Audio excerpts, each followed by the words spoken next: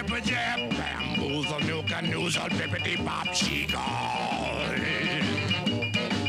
You jibber jab, bamboozle, nuka noozle, bippity bop, she called. I mean, you keep on talking, but you don't know where to turn it off. Good evening. Welcome to the weekend. I'm Jon Caldara, president of the Independence Institute. You're watching Independent Thinking.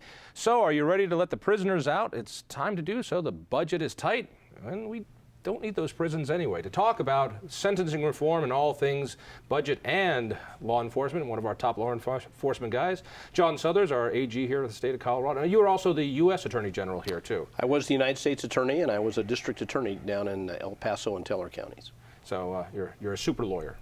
I've been around a long time. I've been around a long time. And from the Colorado State Senate, John Morse, who last session brought forward a sentencing reform bill that would have changed the way we sentence people here in Colorado.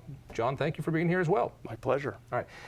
We use the term sentencing reform. Why don't we bring it to something that's happening now, which is the governor is recommending that we let some people out of prison, which, if it's my cousin Vinny who did some time for stealing cars, that's fine, I don't mind that. But if it's bad guys, we have a problem. Can you explain what is it that the governor wanted to do and why? Maybe either one of you. Well, the budget, as you know, the governor's in a really tough spot in terms of the overall budget, has to cut a lot, and looked to DOC and said, you've got to cut your share.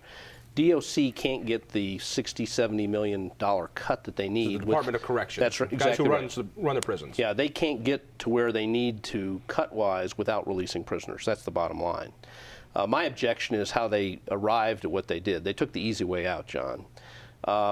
Instead of doing a comprehensive analysis, which would have taken some time, of the entire population and said these are the least risky, and that would include releasing some people that weren't even eligible for parole yet, they just said, hey, the easiest thing to do is let out approximately as many as 6,000 inmates 6 months before their mandatory parole date over the next couple of years.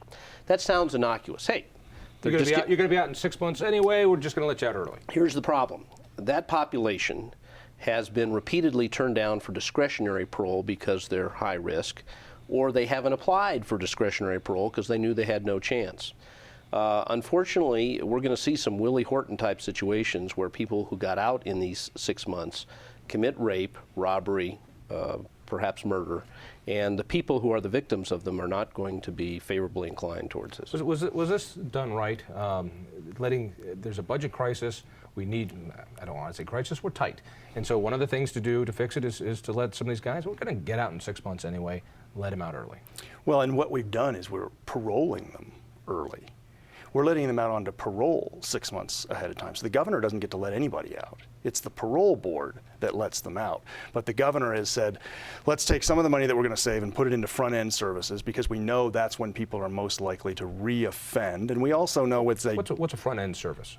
Things like continuing them on their psychotropic medications, things like making sure that they have the job skills and the education that they need to actually be able to successfully reintegrate back into society.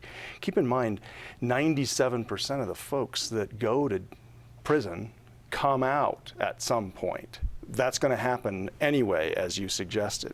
So this was just an idea to let's target people low, medium, and high risk, mostly medium, frankly, a few high and some low risk, and see if we can get them out 6 months early. Because was there a better way to do it?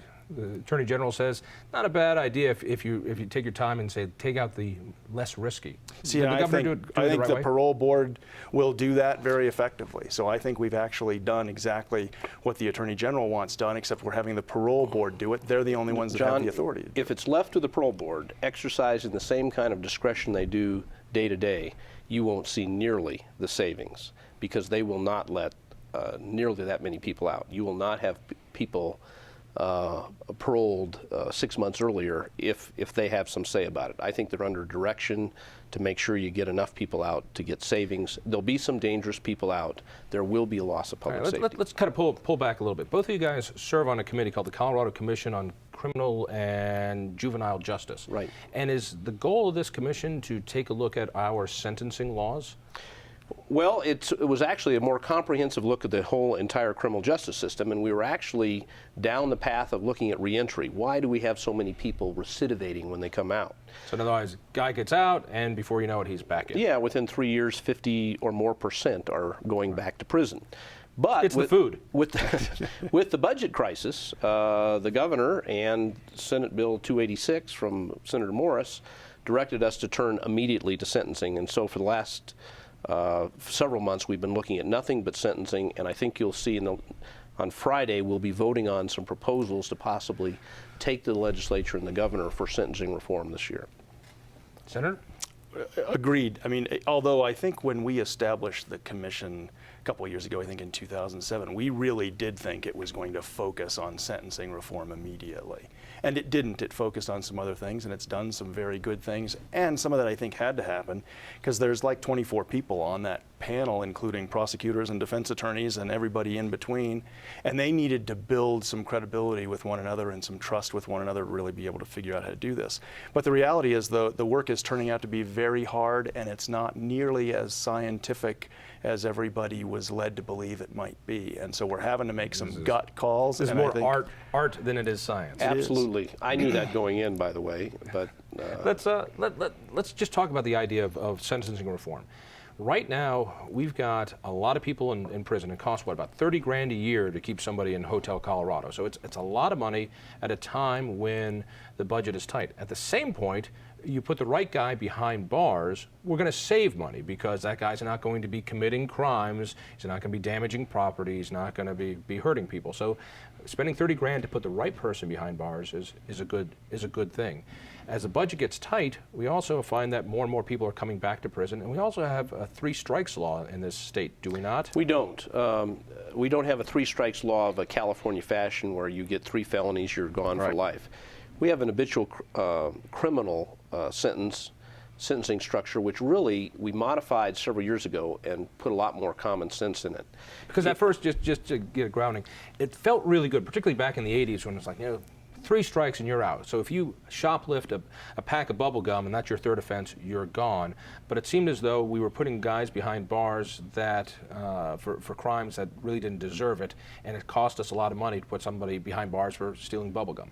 Yeah, what we're doing now is if your 3rd offense is stealing bubble gum, you only get 3 times the offense for stealing bubble gum, as opposed to getting 25 years or life or something like that. So if you've done nothing but forgeries, and the DA elects to charge you as an habitual criminal, that's discretionary, you're only going to get 3 times the sentence for forgery. But it's a cumulative thing, so the more crimes you commit, the tougher the sentencing. Is that basically a good idea?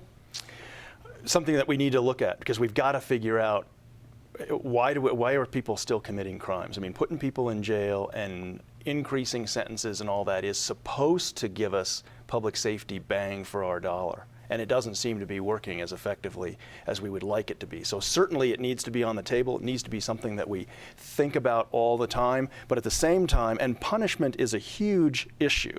And really that's what, in my view, prison is all about, is punishment. But I think we need to make sure that we punish the bad guy and not punish ourselves by costing ourselves a fortune to keep people locked up for long periods of time where we're really not helping them. And again, 97% of them are going to be out on the street again. And what are they going to do then? To put this argument in context, this idea of reworking sentencing is a big issue because, for instance, the numbers show that about 20% of the people in Colorado prison are there for nonviolent drug offenses. Now, I'm looking at this thinking, all right, if they're nonviolent, they're not going to beat me up, they're not going to rape someone I love. Are there alternative sentences that make sense? Now, in fact, most of them have been tried for most of those people. Right. Well, probation, community corrections.